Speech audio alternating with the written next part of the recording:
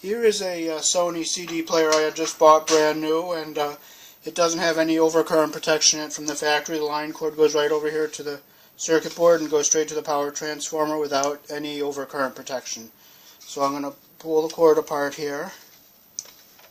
And there's a hole here for a fuse block, and I believe it was probably used for the European model.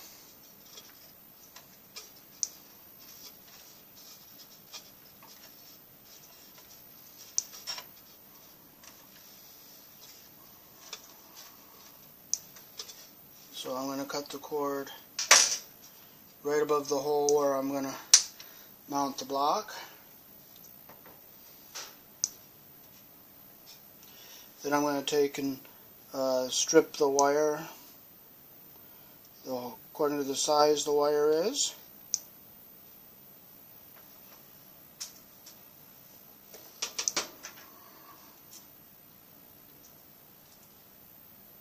Put the wire into the hole.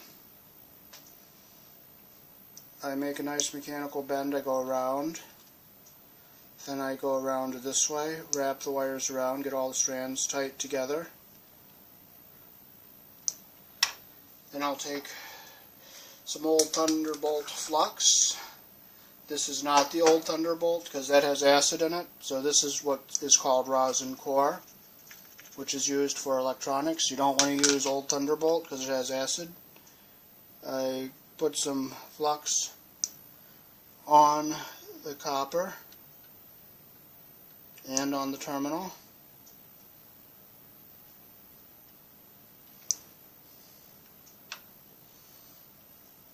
Then I'll take and clean my soldering iron tip off. Then I will go ahead and put some solder on my tip. This is called drop soldering. And I'll go ahead and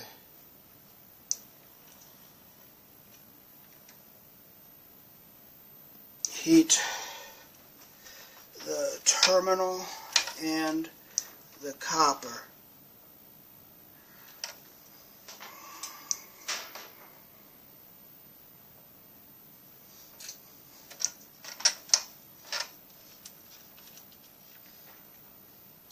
And again, I'm making sure I put the fuse on the hot side of the line cord.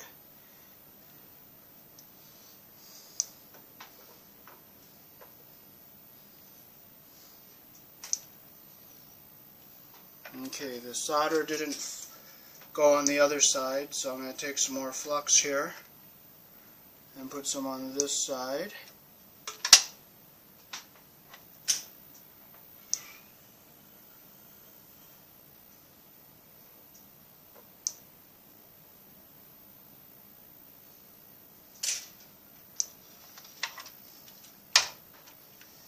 And I'm going to heat again the copper and the terminal. There, now it's nicely soldered on both sides. And let that cool a bit.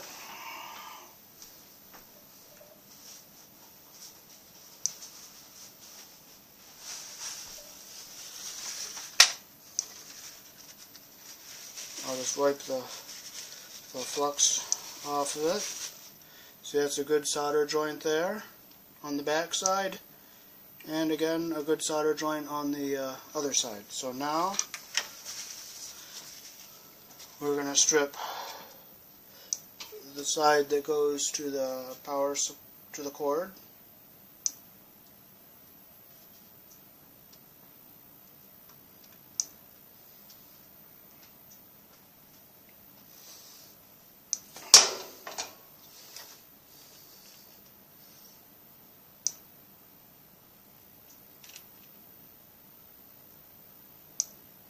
Go in through the hole, make sure all the strands are through.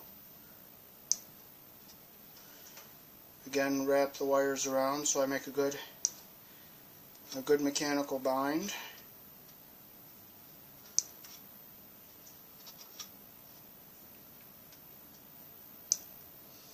Then I'll take and put some flux on both sides of the connection there. By the way, you can buy these little fuse blocks at Radio Shack. They carry them.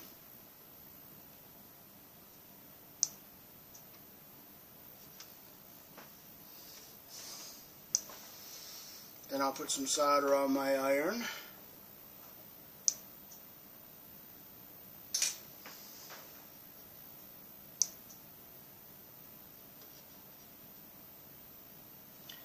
And I'll be heating both the terminal and the copper.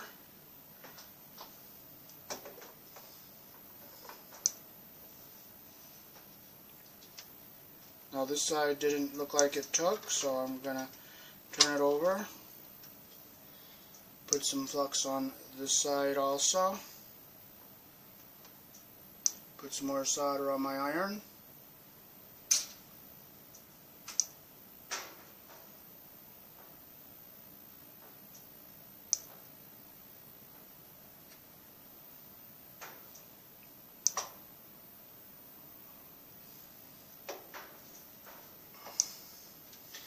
And now I got a good solder joint on both sides. So I tin my iron now that I'm done. And I unplug it.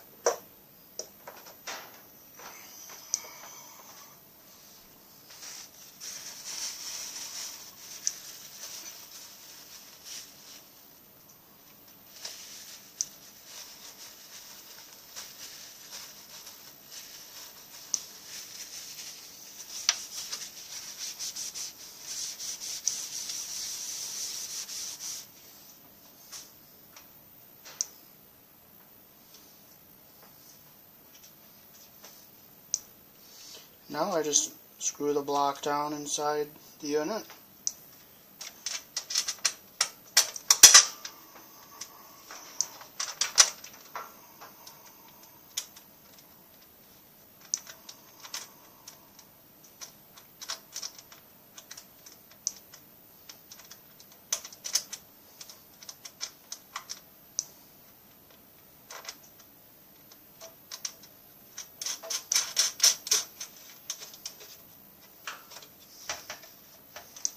Get all nice and straight.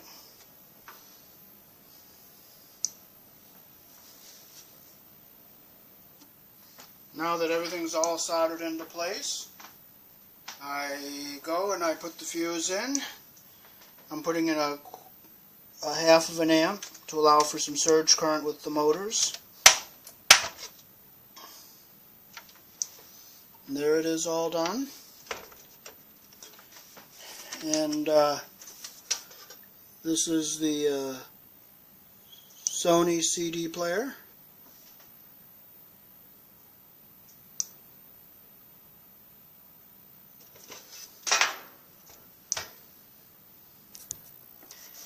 And thanks for watching.